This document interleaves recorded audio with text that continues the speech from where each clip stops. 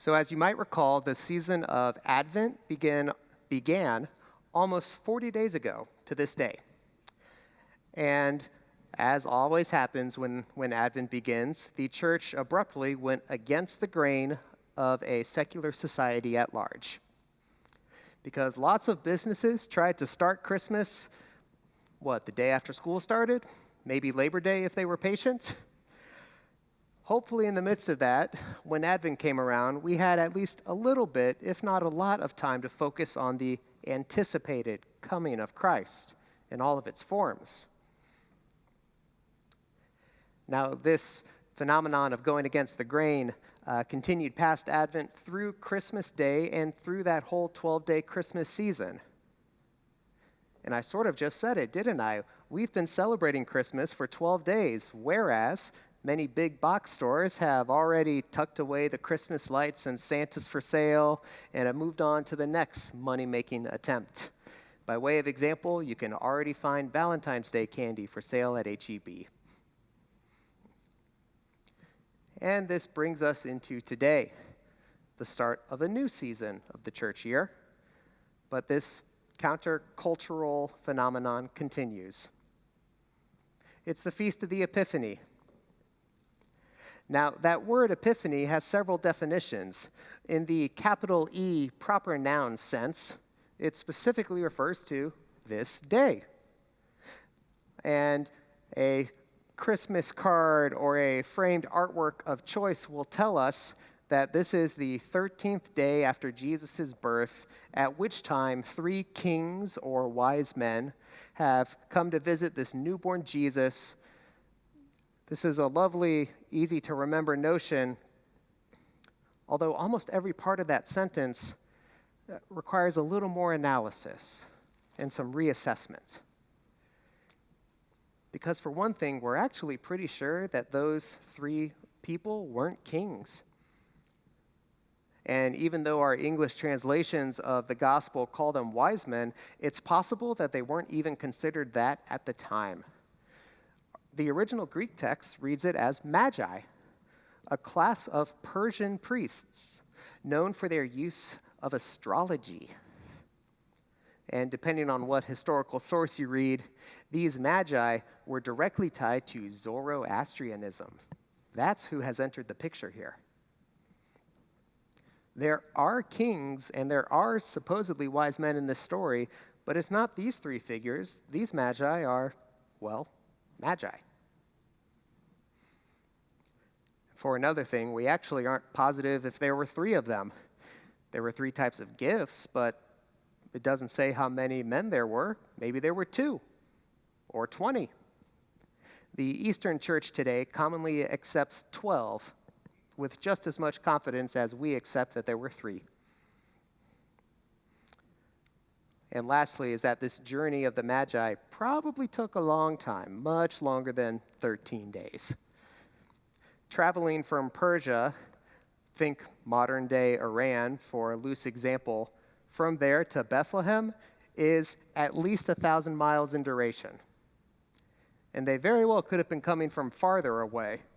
And if you're traveling by a star, presumably you're traveling at night. All in all, this was not a quick holiday road trip. And some later portions of the Gospel according to Matthew will further affirm this. This was a long-term journey. So if your nativity scene has some shepherds, animals, and magi all visiting Jesus at the exact same time, I suspect it looks lovely, but let's just acknowledge that we're muddling the story when we do that. These magi quite possibly saw toddler Jesus, more so than newborn Jesus.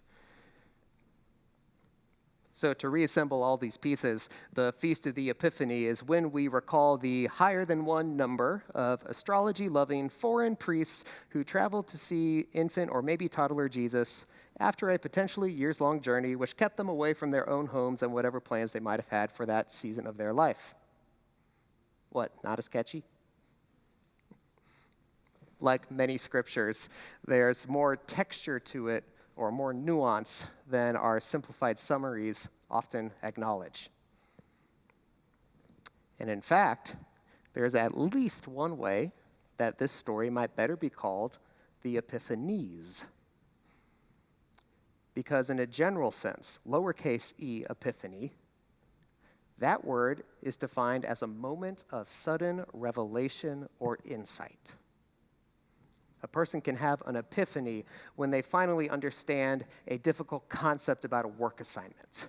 An epiphany about calculus homework, maybe. Hooray. And even in theological terms, it still has an expansive use because it can mean any sort of manifestation of God's presence. And with all this in mind, the story we heard tonight from the Gospel according to Matthew, it noted multiple people having epiphanies about God. These magi, as they told Herod, observed a star rising in the east, and this indicated to them that a child had been born king of the Jews. And from the magi's actions, that long-term journey, we can see that this particular news was a game changer to them. Magi had an epiphany, and they responded positively.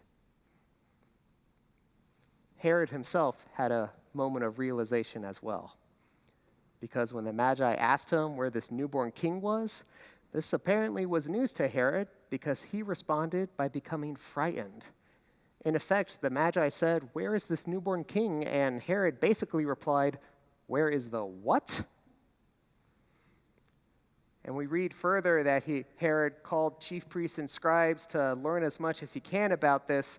And unfortunately, if we had read just a few more verses, we would have heard Herod use that knowledge to issue an execution order of all newborns in that specific area.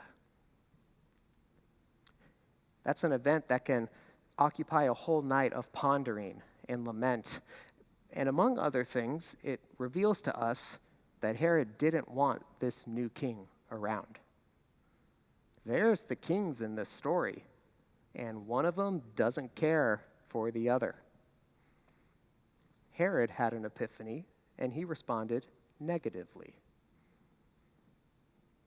So Magi and Herod both faced big epiphanies, which required a lot to accept and respond to. And one of these groups responded well. It can ask a lot of a person to truly accept some sudden realization. If it was a small matter, you could add it into your working mental framework and move along with your day. Oh, the weather says it'll rain today? Okay, bring an umbrella, proceed like normal. But when it's a big deal, you might need to reassemble several pieces of how you understand things. In fact, you might need to rethink everything. Oh, there's a Messiah born in Bethlehem? Whoa, stop the presses. And in the face of this big ask, human beings are prone to do one of two things: accept it or deny it, and we saw both of those on full display in tonight's gospel reading. Herod tried to suppress it. His response was the planned, methodical equivalent of a child covering their ears and saying, "Ah la la la, I didn't hear that." And the Magi were the ones who accepted the news. Have you ever had to accept big news before?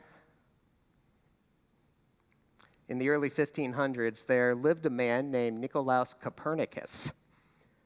And Copernicus was putting together a theory that went against the grain of how society at the time understood things. Copernicus proposed that the earth revolved around the sun. This was significant because for over 1,000 years by that point, the world had accepted that the earth was the center of the universe, with the sun, moon, and planets all revolving around us. Can you imagine human beings thinking we were the center of it all? This notion had made its way into philosophical, theological understandings, little to no resistance. Yet here comes Copernicus with his idea, and wouldn't you know it, some people deemed it heretical. The earth revolves around the sun? This would change everything. Our fundamental knowledge of the universe needs to be broken apart and reassembled around a greater truth.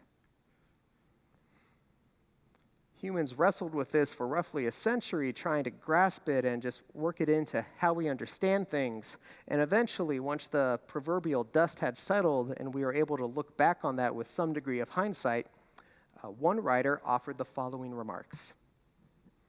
Quote, "Of all discoveries and opinions, none may have exerted a greater effect on the human spirit than the doctrine of Copernicus.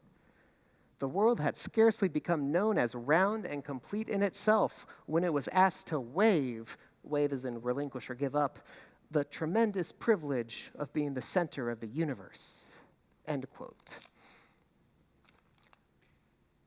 That part right at the beginning, the world had scarcely become known when it was asked to give up the privilege of being the center of everything. In our Epiphany gospel story, various groups of people had to reckon that there is a new center of things, and it's not us.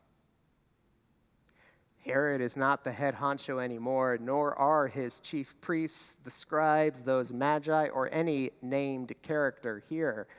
It's Jesus, this Christ child, who is King of the Jews, and yet even as an infant, maybe toddler, is already beckoning non-Jewish people such as these magi into the fold. It's a foreshadow or an advanced summary of how Christ's kingdom will ultimately stretch to us all. God manifesting God's self to all sorts of eclectic people. And what a foreshadow this is. Because we all get this epiphany, and we all need this epiphany, don't we? We need a realization that it's not about us. It's about God. God loved us so much, he sent himself in human form, born an infant, able to be held in the palm of his mother's hand, and visited by folks to behold with their own two eyes.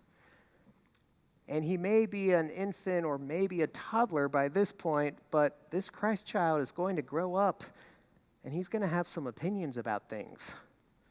Some lessons for us about how we treat others, how we spend our money, the societal systems we support directly or implicitly, the ways we oppress some at the expense of others.